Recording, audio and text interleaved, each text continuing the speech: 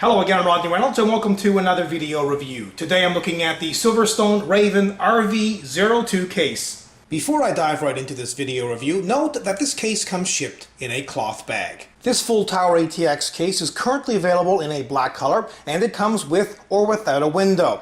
Now it's mostly steel, except for a plastic top and front. At the top is lots of ventilation, and this section right here can be removed by pulling at the back.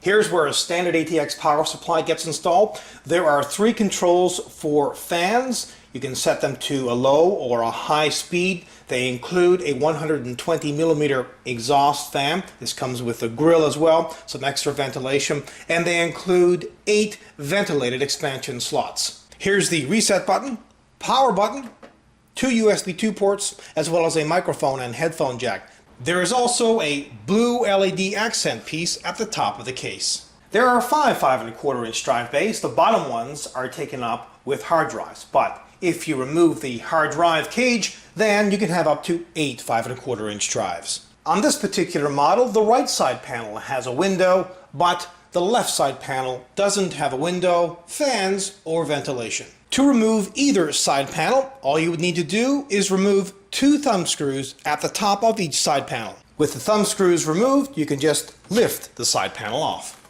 This case fits SSI, CBE, ATX, and Micro ATX form factor motherboards. Now, since this is a full-size tower case, there's plenty of room to work, but unfortunately, the motherboard tray is not removable. It comes with 3 massive 180mm intake fans, and note that each one of these fans has a removable, washable dust filter. Up to 3 3.5-inch hard drives can be installed in this removable hard drive cage, and also a 2.5-inch drive can be installed using this included mount. The top 4 5¼ drive bays have a toolless operation for installing 5¼ drives, and they also include a 3.5-inch to 5¼ drive bay adapter if you wish to install a 3.5-inch external drive. This case has lots of cable management holes, and this is excellent for tucking the cables away. Now note that there's a large hole here. This is right underneath where the cooler gets attached on the motherboard, and a lot of coolers these days have retention plates that are on the back of the motherboard, and this will allow you to gain access to it so you won't have to take the motherboard out if you want to replace the cooler. It's a tremendous time saver. With the left side panel removed, you can really have a closer look at the back of the motherboard tray. There is again lots of access holes to tuck cables through. Having cables here instead of inside the case means that it looks better, and it will also increase air circulation inside the case. This case also fits 10.5-inch long consumer level video cards. They also include cable tie downs. At the back of the case is extra ventilation, which has a removable, washable dust filter. At the bottom of the case are 2 rubber grommeted holes for water cooling systems tubes to pass through, and there are also 4 rubber feet.